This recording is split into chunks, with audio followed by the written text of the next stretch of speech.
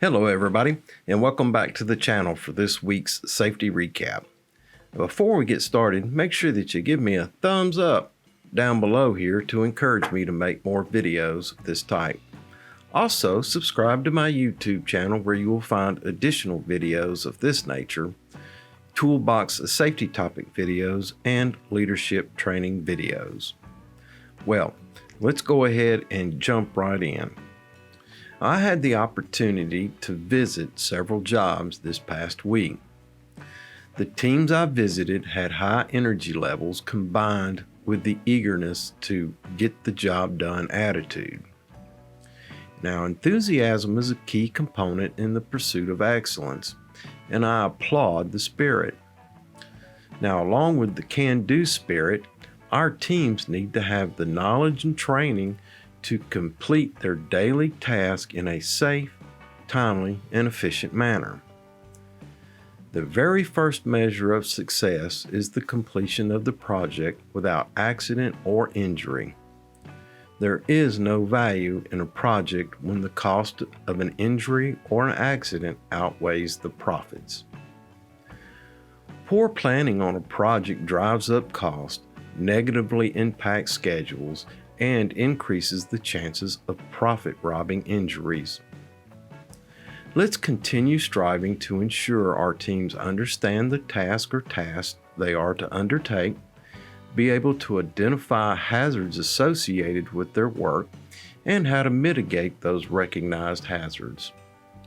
Once again, I say, the PTP is the most important tool on the job site.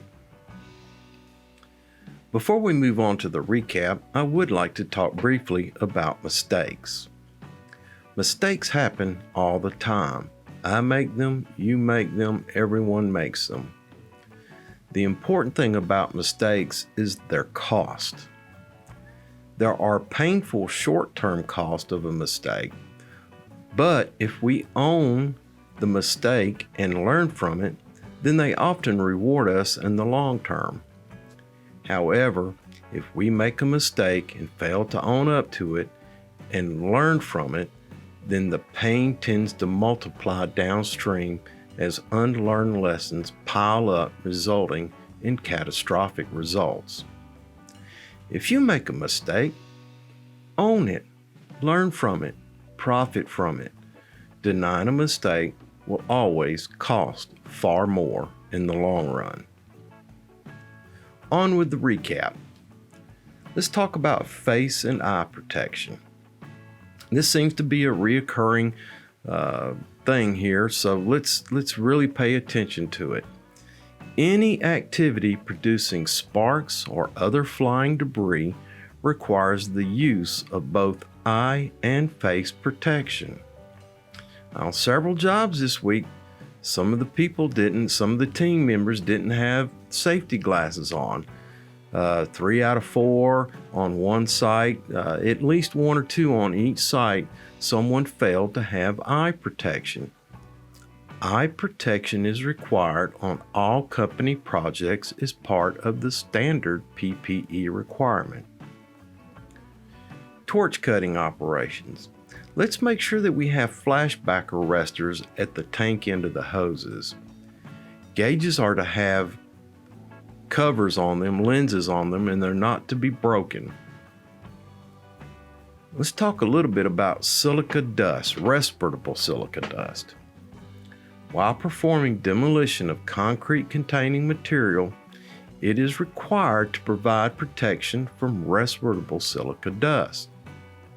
Now, OSHA has published tables concerning exposures and means and methods for protecting workers from several common operations involving silica-containing materials. Now, take the time to familiarize yourself with the OSHA silica standard. It could protect the health of your team members and your company's pocketbook. If unsure, consult your safety professional. Fall protection. Fall protection is required when workers are exposed to falls of greater than 6 feet. No exceptions. Falls remain the #1 cause of injury and death in the construction industry. Insure team members are trained in fall hazard recognition and how to protect themselves from falls. First aid kits. There should be a first aid kit on every project suitable for the number of workers present. Let's talk about the PTP once again. There is to be a completed PTP for all tasks, and the PTP is to be completed and reviewed with participating team members prior to the commencement of work. All right, boys and girls, the list was kind of short and sweet. We're starting to see some repeated stuff, so pay attention to those areas that were mentioned in this safety recap, and talk to your team members. Make sure they understand this stuff. Make sure that they're trained in it, and let them know that it's something that the safety guy is looking at. But that's it for this week's safety recap. Thanks for watching. Thanks for stopping by. Make sure that you take a look around on a daily basis and protect our workers. But anyway, thanks for stopping by. Thanks for watching. Make sure you give me a thumbs up down below here to encourage me to make more videos of this type. Also, subscribe to my YouTube channel where you'll find additional videos of this nature, along with toolbox safety topic videos and leadership training videos. Until we see each other again, take care of yourself because you're #1. Watch out for your co-workers and help ensure their safety. Have a grateful day, and remember, I will see you in the field.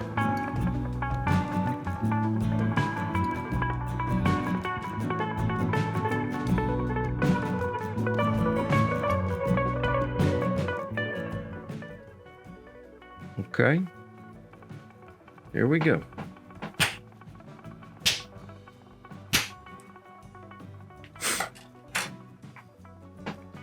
I gotta sneeze.